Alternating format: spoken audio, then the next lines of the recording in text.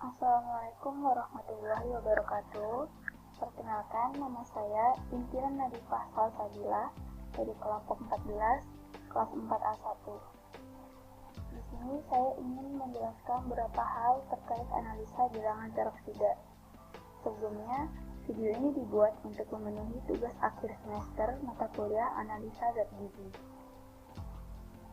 Berikut adalah beberapa hal yang akan dibahas pada video ini. Yang pertama, definisi dan fungsi lipid. Yang kedua, jenis analisa lemak. Yang ketiga, analisa bilangan peroksida. Definisi lipid. Lipid merupakan senyawa organik yang memiliki sifat khas, yaitu tidak larut dalam air karena bersifat hidrofob, namun larut dalam pelarut organik seperti eter, benzen, kloroform, dan lain-lain. Lipid disimpan tubuh dalam bentuk trigliserida. Berikut adalah beberapa fungsi lipid. Yang pertama, lipid berfungsi sebagai komponen utama semua membran sel. Yang kedua, lipid berfungsi sebagai penyimpanan energi. Yang ketiga, sebagai sumber zat untuk sintesa hormon dan kelenjar empedu. Dan yang keempat, sebagai penunjang proses transduksi sinyal. Lipid berdasarkan strukturnya dibagi menjadi beberapa jenis. Yang pertama, lipid rantai hidrokarbon terbuka, di antaranya seperti triasilgliserol, fosfoasilgliserol, asam lemak, dan glikolipid. Sedangkan lipid dengan rantai hidrokarbon tertutup seperti kolesterol. Analisa lemak dibagi menjadi dua, yaitu analisa lemak kualitatif dan analisa lemak kuantitatif. Pada analisa lemak kualitatif, ada beberapa metode, di antaranya yang pertama, uji kelarutan lipid, uji ketidakjenuhan lipid, uji akrolein, dan uji ketengikan. Pada analisa lemak kuantitatif, metode yang pertama ialah uji kualitas minyak. Yang biasa digunakan adalah bilangan peroksida. Yang kedua, ekstraksi metode Sochlet, dan yang ketiga, metode Babcock. Yang akan dibahas pada video ini adalah uji bilangan peroksida dengan metode titrasi iodometri. Definisi dari bilangan peroksida adalah nilai yang digunakan untuk menentukan derajat kerusakan minyak atau lemak. Batas maksimum bilangan peroksida minyak goreng menurut SNI 3741 tahun 2013 adalah 10 mili ekuivalen per kilogram.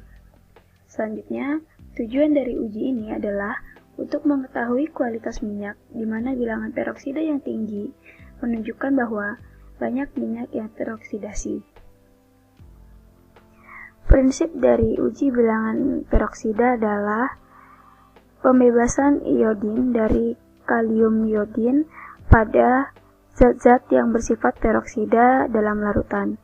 Iodin yang terbebas kemudian dititrasi oleh larutan natrium tiosulfat. Berikut adalah alat dan bahan yang dibutuhkan pada uji bilangan peroksida. Bahan yang dibutuhkan pertama adalah aquades, potasium iodida, kloroform, larutan pati, natrium tiosulfat, asam asetat glasial, dan alat yang dibutuhkan pada uji ini adalah aluminium foil, timbangan analitik, labu Erlenmeyer, dan alat titrasi.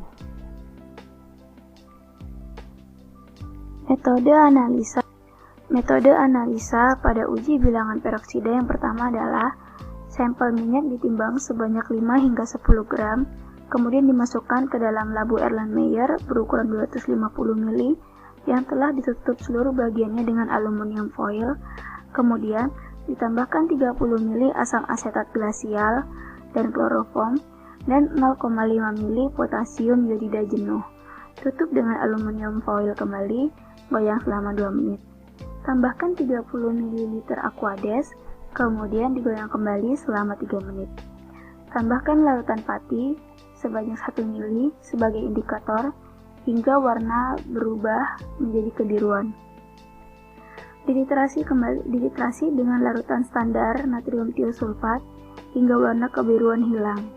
Ukur volume natrium tiosulfat yang digunakan saat titrasi. Dihitung nilai peroxide value dengan rumus sebagai berikut.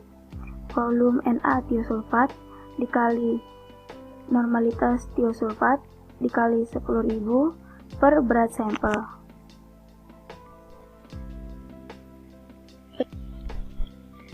Berikut merupakan video uji bilangan peroksida. Pertama kali, masukkan asam asetat glasial dan kloroform. Fungsi penambahan kloroform dengan asam asetat glasial bertujuan untuk melarutkan minyak, karena alkali dan iodida akan bereaksi sempurna dalam larutan bersuasana asam. Kemudian masukkan kalium iodida yang bertujuan untuk membebaskan iodin, ditandai dengan terbentuknya warna kuning pada sampel. Sebaiknya tabung Erlenmeyer yang digunakan dibungkus dengan aluminium foil agar tidak bereaksi langsung dengan cahaya. Apabila sudah dicampur, digoyang secara perlahan selama 2 menit, kemudian tambahkan aquades dan campur dengan cara menggoyang selama 3 menit. Kemudian tambahkan larutan pati sebanyak 1 ml sebagai indikator hingga warna menjadi kebiruan. Pemberian larutan pati bertujuan untuk menciptakan reaksi antara amilum dengan iodin, di mana molekul amilum yang berbentuk spiral berikatan dengan molekul iodin. Kemudian dititrasi dengan larutan natrium tiosulfat hingga warna kebiruan hilang. Apabila warna kebiruan telah hilang, diukur volume natrium tiosulfat yang digunakan saat titrasi, dan dihitung peroxide value-nya dengan rumus yang sudah dijelaskan.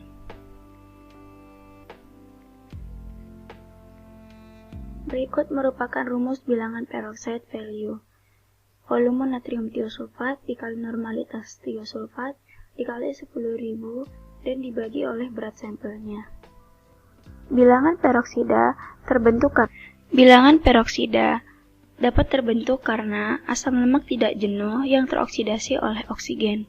Reaksi ini juga membentuk aldehid, keton, serta asam lemak rantai pendek yang dapat menyebabkan perubahan pada minyak seperti perubahan bau dan ketengikan. Faktor yang mempercepat terjadinya reaksi ini adalah adanya paparan cahaya, panas, adanya logam berat seperti besi dan mangan, dan adanya enzim peroksida.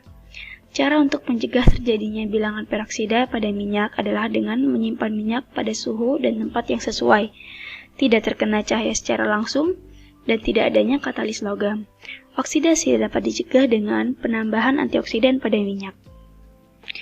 Berikut adalah sumber bacaan yang saya gunakan. Sekian video dari saya, semoga beberapa hal yang telah dijelaskan terkait uji bilangan peroksida dapat menambah informasi bagi teman-teman. Terima kasih. Wassalamualaikum warahmatullahi wabarakatuh.